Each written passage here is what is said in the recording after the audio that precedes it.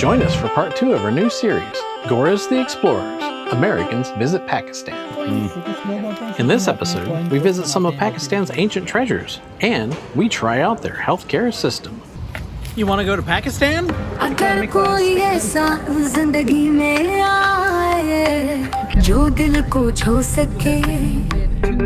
Assalamu alaikum.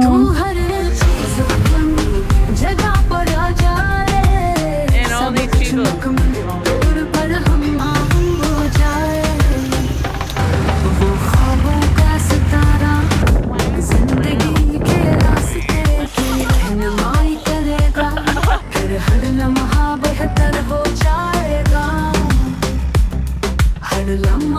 बदल जाएगा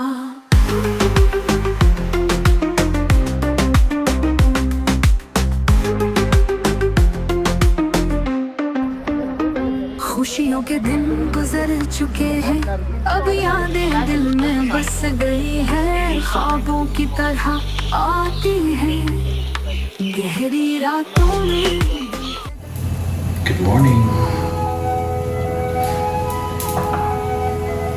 Cooking paratha. I'll do some eggs. Oh, look at that. Look at that. I've made a paratha egg taco, breakfast taco. Yummy. Breakfast taco. Now if we only had some bacon. After cleaning up the breakfast dishes, we waited until the rest of our group made their way to the Airbnb to pick us up in the bus. We had more history to learn today. We would be visiting the UNESCO World Heritage Site of ancient Taxila. Taxila, as an archaeological site, is a vast complex that contains a Mesolithic cave, the remains of 4 early settlements, Buddhist monasteries, a Muslim mosque, and a madrasa, an Islamic school. We arrived at the Taxila Museum only to find that it was quote-unquote closed for lunch. With some time to spare, it was decided that we would take a guided tour of the nearby Stupa archaeological site. Thank you. As we waited for the arrival of our tour guide, we wandered around the gardens. They were very pretty. And when we got tired of that, we rested in the shade of the trees. Taxila was important for its location on the Silk Road trade route connecting China with the West. It was also the capital of the Buddhist kingdom of Gandhara, and it was the center of learning from the 5th century BC to the 2nd century BC. Some of the Taxila sites include the Bir Mound, the Dharmarajika Stupa and Monastery, the Kunala Stupa and Monastery, Surkap Palace, the Jandil Temple remains,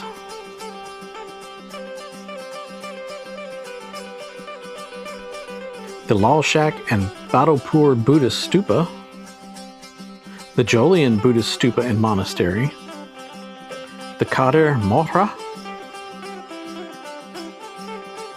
the Buddhist Giri remains, and the Kalawan remains. And that's just the major sites, not even all the sites. Many of the sites are under UNESCO's protection.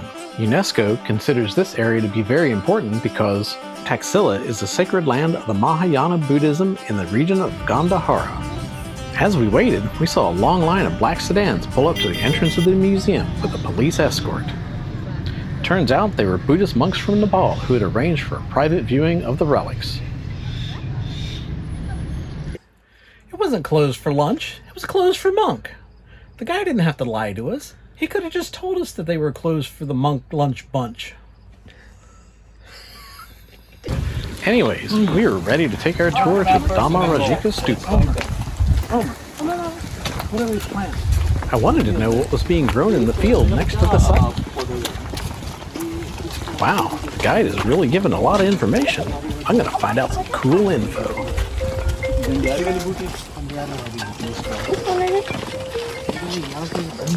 He's still talking. Must be something really interesting. So this is a wild version of wheat. Oh, How many Urdu words does it take to say wild wheat?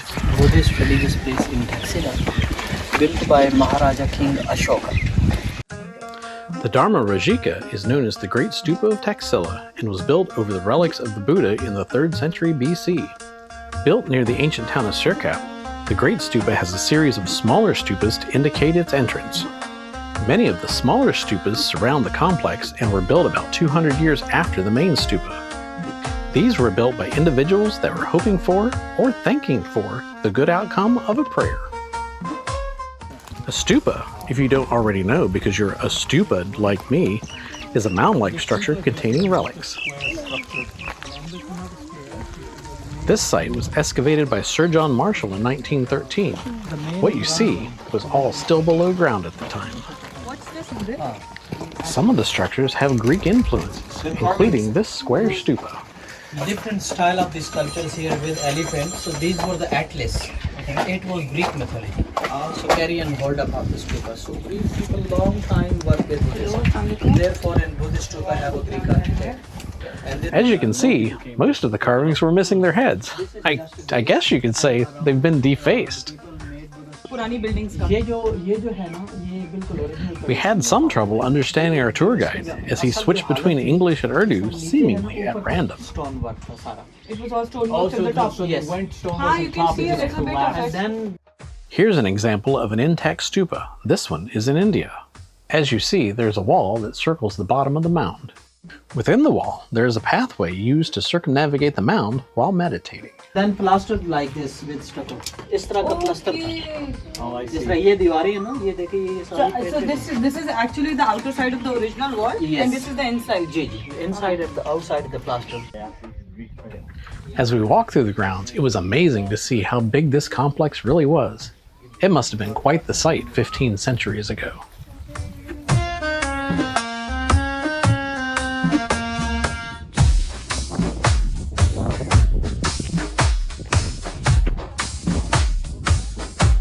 So this is where a statue of the Buddha stood. It was approximately 11 feet high. Now, as they excavated, because there were so many earthquakes and natural disasters that have gone through, and then the White Huns had come through as well, which were a non-religious group of people, they basically destroyed quite a lot of stuff. Actually, the history of the White Huns is a little more nuanced than that. They followed several religions, including Hinduism, Zoroastrianism, Manichaeism, Nostrian, and Christianity. It just so happens the ones who came through here were anti-Buddhism. There were some White Huns who were Buddhist and rebuilt some of the temples as they traveled around. Just not here. Just not here. So as they were excavating, they found the feet of the Buddha. So that's what's basically behind this fence over here. And then the actual head was excavated intact, and that sits inside of the museum, which we're going to see later. Gotcha. Awesome. Whoever carved this one on the left was not very good at feet.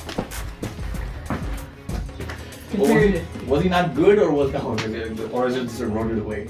I don't know, but he's missing complete toes on me. Yeah, he only has 3 toes. Whereas those ones are the thing was about the same. Yeah, look at how the nice they are. definition. Oh my God! Look at the nails. The statue is 30 feet tall. So the art collector, antiquity shop that I was in, he had an insane amounts of pieces from this region, and that's what he was telling me. He's like, these things can't leave the room. Those are the ones that can't leave Pakistan either. No, they can't leave his room either. Yeah. He specifically took me back to the room that was like, it was behind a hidden door. He's like, I'll show you. And he was like, yeah, you can't take these outside of Pakistan. I wouldn't buy ancient artifacts in Pakistan, because you wouldn't know what is legal and what is not. This beautiful tree is a banyan tree, also known as a strangler fig.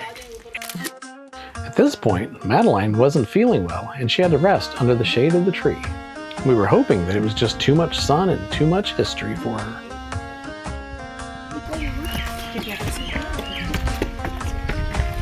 City founded by the Greek king Menandar in 2nd century BC after Alexander the Great. Menandar and Demetrius in 2nd BC. The second nation Jainism, Jain temple there. Third Persians, Zoroastrians fire worshipper. Fourth Buddhist Ashoka Palace and Ashoka Sun Stupa there.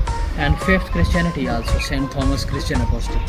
So 5 nations remains on Sikh side. Whoa. Science, agriculture and religion. 4 kind of subjects. Oh. First you have for the study and the second for the living. Only the study room behind. Listen to the person. He's telling you everything. So basically it was the university part. Monastery means where the Buddhist monks and students used to live and study area. So these are all classrooms and it was 2 stories. Second is completely demolished, only the 1 story, first story. I don't know what to wear. In the middle, water pond, lotus flower here before. Can take a picture. Oh my god. Toward the end of the tour, our guide pulled out a handful of coins from his pocket. He claimed that the local farmers found them in the fields surrounding the site. He said they were ancient coins and they were from the 5th century AD, and that they could be ours for the small price of 16,000 to 20,000 rupees. That's like $57 to $72 USD, which wouldn't be a bad price for a truly ancient coin. I'm no new coin collector, but they looked way too fresh to have been in the ground for 15 centuries. My goodness.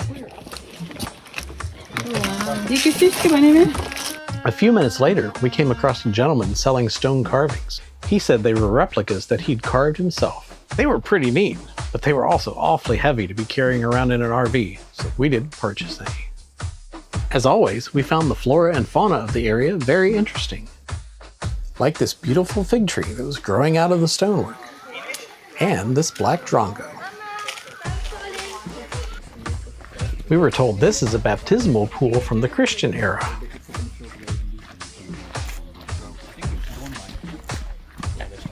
What's this?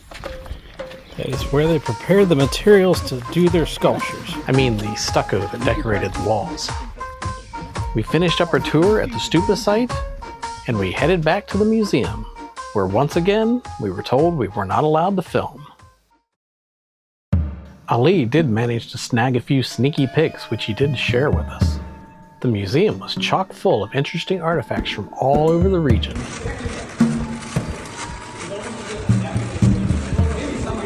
There would have been more footage from inside the museum, but Ali got caught. Luckily, it was just his older sister, not the security guard. If you really want to see what's in the museum, just go to the Google Maps page. It's full of pictures from visitors. Apparently, the no camera rule is not applied evenly amongst all the visitors.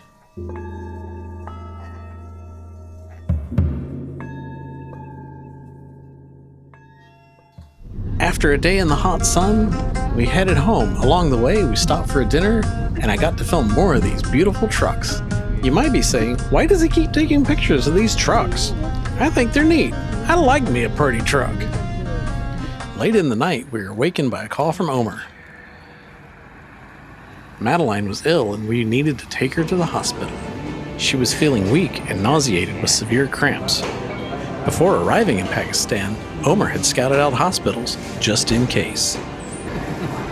For the content. For the content. We are the content. Alright, doctor says it's just gastroenteritis and they're going to treat her with pain meds and IV. The doctor thought it was probably viral in nature. Some of the rest of us had milder symptoms, but we were able to control it through over-the-counter medications. Omer, ever the concerned husband, took photos of the medications and contacted his doctor friend in the States for a second opinion. Do I need to update the world? Yes. Okay. I'm feeling a lot better. Everything's a little sore, but I'm not huddled over feeling like I'm gonna faint. What are your opinions on the care of? I mean, it's fast. There was no wait. I immediately got blood pressure taken back, which is nice. We walked in at like 3 a.m. Yeah, no one's You here. were taken away and being taken care of. Yeah. It's it's good. So far, so good. We'll see how much it costs. The damage, boss. $55. $55 US. $55 US. Babe, we have to get second jobs. It's actually fairly, well, I mean, I'd say this is fairly expensive for Pakistan still, because that's not IV. 15,150. It's not expensive. No, I know, but like for IVs and everything, they should be under 10. Like if you were in PIMC or Khan, it would have been cheaper even so. 15,150. The Liaquat National ER charges you 14,000 as soon as you Did they enter. give you my results Yeah. too? No, the results aren't here. That's what This is Rizwan, Omer's brother-in-law, who graciously drove us in the middle of the night. Yes, this is the total bill including the labs and medication. By the time everything was said and done, the sun was coming back up, and it was time for another day. Thanks for watching.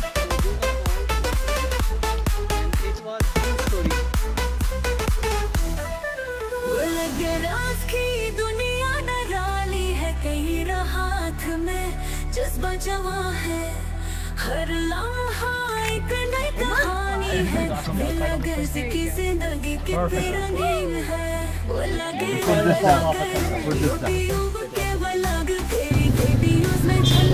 Join us next time for part 3. We leave the city behind and count sheep to awake in a beautiful place. This morning, though, you get up and open the curtains. And this is our view.